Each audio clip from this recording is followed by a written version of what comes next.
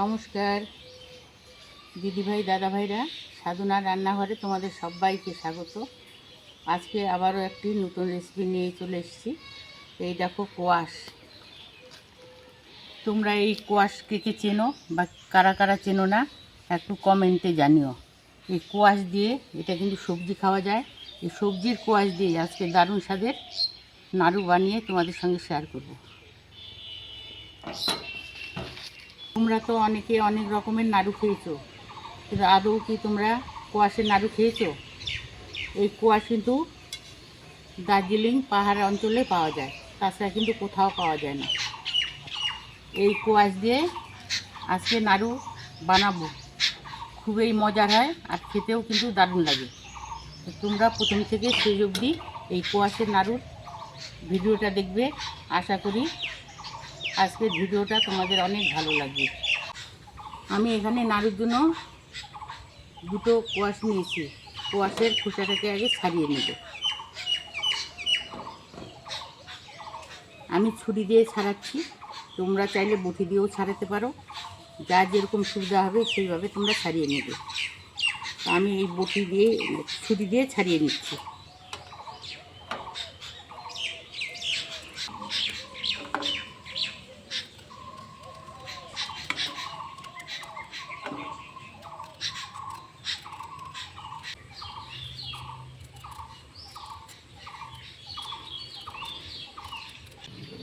এই দেখো সুন্দরভাবে কোয়াশ দুটোর আমি খোসা ছাড়িয়ে নিয়েছি।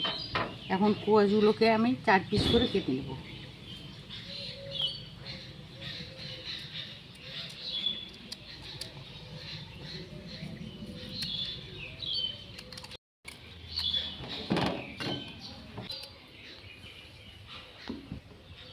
এই দেখো সুন্দর করে আমি 4 পিস করে কোয়াশ দুটোকে কেটে নিয়েছি।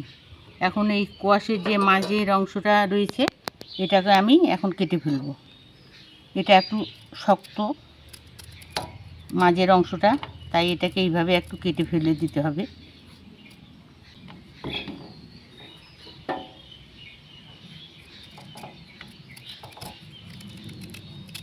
এই দেখো দিদিভাই দাদাভাইরা, কোয়াশের যে মাঝের শক্ত অংশটা এটা কিন্তু আমি কেটে ফেলেছি। আর কোয়াশগুলো কিন্তু আগে আমি পরিষ্কার করে ধুয়ে নিয়েছি, এখন আবারও একটু ধুয়ে নেব।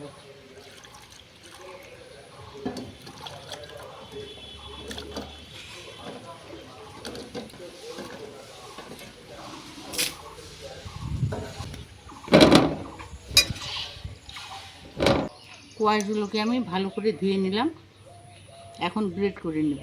এই দেখো এখানে একটা গ্রেটার নিয়েছি। গ্রেটারে যেটাতে বড় ছিদ্র রয়েছে সেই ছিদ্র দিয়ে আমি কোয়াশগুলোকে গ্রেট করে নেব।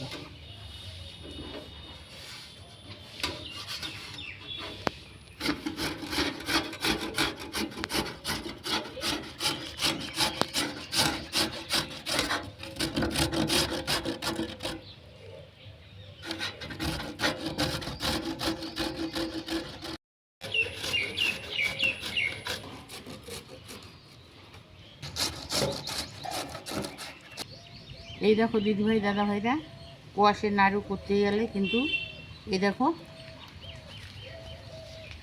এরকমভাবে গ্রেট করে নিতে হবে। এইভাবে আমি সম্পূর্ণ কোয়াশগুলোকে গ্রেট করে নেব।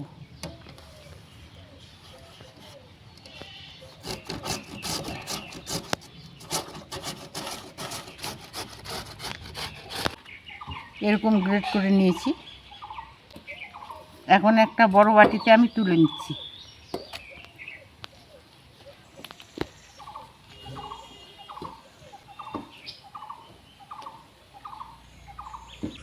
এখন গ্যাস জ্বালিয়ে কড়াই বসিয়ে দেব।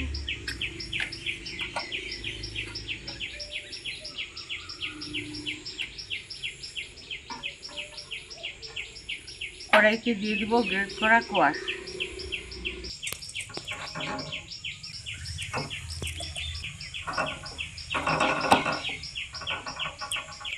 কিছুটা পরিমাণে জল দিয়ে দিচ্ছি।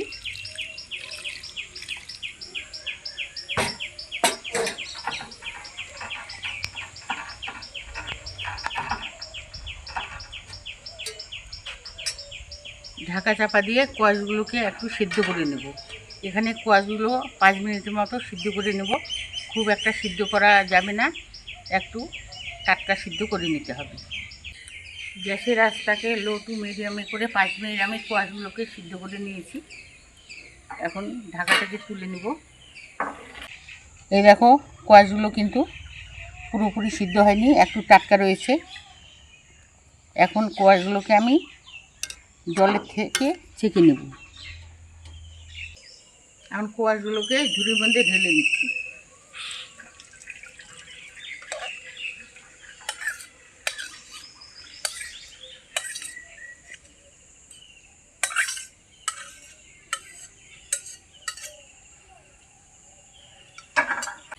কোয়াশের মধ্যে যে জলটা রয়েছে, এই হাতা দিয়ে এইভাবে চেপে চেপে জলটাকে বের করে নিতে হবে।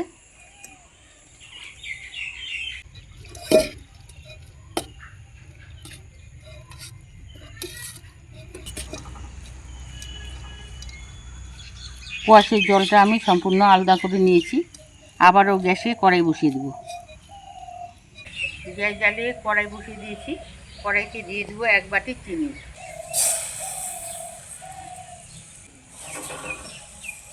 চিনিটাকে হাত দিয়ে একটু এইভাবে ছড়িয়ে দেব।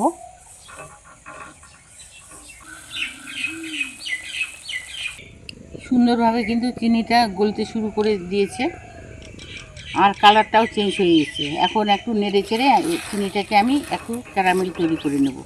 আর গ্যাসের আঁচটাকে মিডিয়াম টু লোতে রাখতে হবে, তাছাড়া কিন্তু ক্যারামেলটা পুড়ে যাবে, তাতে নাড়ুগুলো খেতে কিন্তু গন্ধ হবে। এখন মিডিয়ামে রেখে ক্যারামেল চিনিটাকে করে নেব। চিনিটাকে নেড়ে চেড়ে আমি ক্যারামেল তৈরি করে নিয়েছি। আর এই দেখো, ক্যারামেলটা কিন্তু সুন্দরভাবে রঙটা চেঞ্জ হয়ে গেছে ক্যারামেলের, আর পুরোপুরি কিন্তু গলে যায়নি, একটু দানা দানা ভাব রয়েছে। এখন গ্রেট করা কোয়াশগুলোকে আমি দিয়ে দিচ্ছি।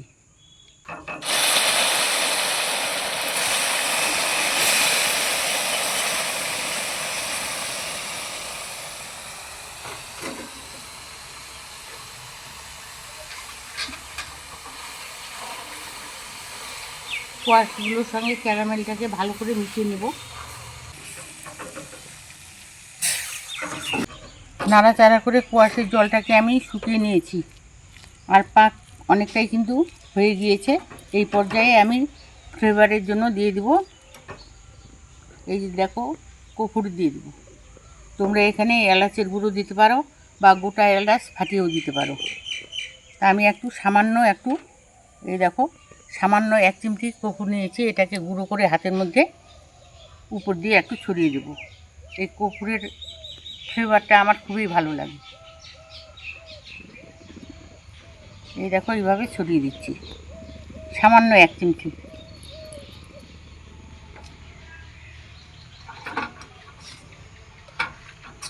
ভালো করে নেড়ে চেড়ে মিশিয়ে নেব। চিনির মাপটা যদি এখানে সঠিকভাবে দেওয়া যায়, তাহলে নাড়ু কিন্তু সঠিকভাবে তৈরি হয়ে যাবে। আর এই দেখো, তোমাদের দেখিয়ে দিচ্ছি, হাত দিয়ে এইভাবে নেড়ে চেড়ে দেখতে হবে। এই দেখো, নাড়ুটা কিন্তু পাক অনেকটাই চলে এসেছে। এই পর্যায়ে আমি গ্যাসের আঁচটাকে অফ করে দেব।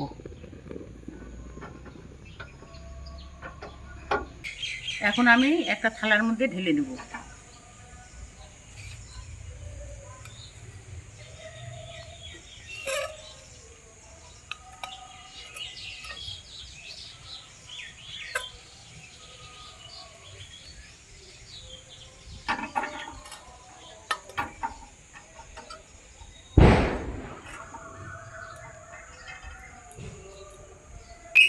অল্প করে নেব আর নাড়ু তৈরি করে নেব।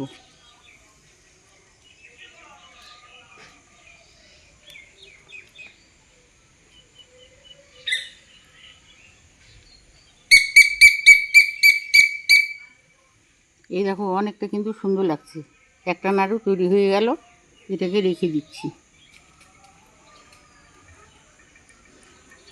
একই রকম করে সম্পূর্ণ নাড়ুগুলোকে তৈরি করে নেব।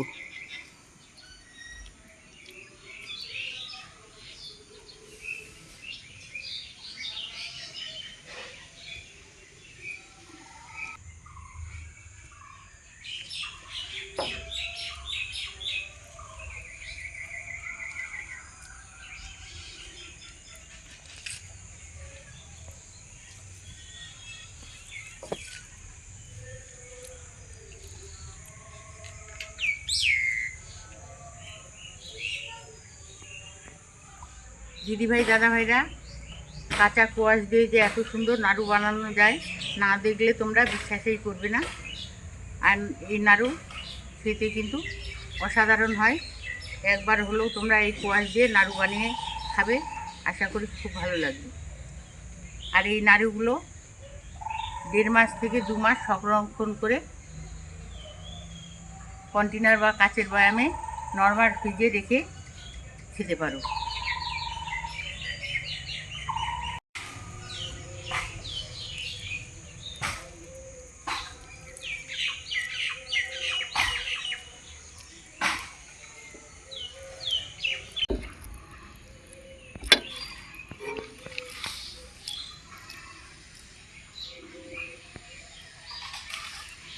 এই কুয়াশের নাড়ু বানাতে গেলে খুব একটা সময় লাগে না। সঠিক মাপে যদি তোমরা চিনিটা সঠিকভাবে দাও, তাহলে সঠিকভাবে একবারে ফটাফট করে নাড়ু তৈরি হয়ে যাবে। কুয়াশ যদি 2 বাটি হয়, সেক্ষেত্রে তোমরা 1 বাটি চিনি দিবে, তাহলে ওর নাড়ু কিন্তু সঠিক তৈরি হয়ে যাবে।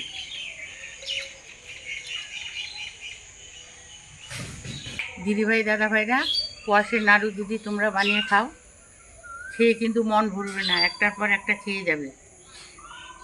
এই নাড়ু অবশ্য হলেও তোমরা যদি কোথাও কোয়াশ পেয়ে থাকো, বানিয়ে খাবে, আশা করি খুব ভালো লাগবে। আর না খেলে কিন্তু তোমাদের আফসোস থেকেই যাবে। তো আজকের কোয়াশের নাড়ুর রেসিপিটা তোমাদের কেমন লাগলো? ভালো লাগলে লাইক কমেন্ট করবে, আর বেশি বেশি করে শেয়ার করবে। আর যে সকল দিদিভাই দাদাভাইরা চ্যানেলটায় সাবস্ক্রাইব করেনি, সাবস্ক্রাইব করার জন্য অনুরোধ রইল। 2 বাটি কোয়াশ দিয়ে কিন্তু অনেকগুলোই নাড়ু তৈরি হয়েছে। তো আজকে কোয়াশের নাড়ুর পদ্ধতিটা দেখে তোমাদের কেমন লাগলো? আজকের জন্য এখানেই শেষ করে দিচ্ছি। তোমরা ভালো থেকো, সুস্থ থেকো। ফিরে আসবো পরের দিন অন্য কোনো রেসিপি নিয়ে। আজকের জন্য টাটা।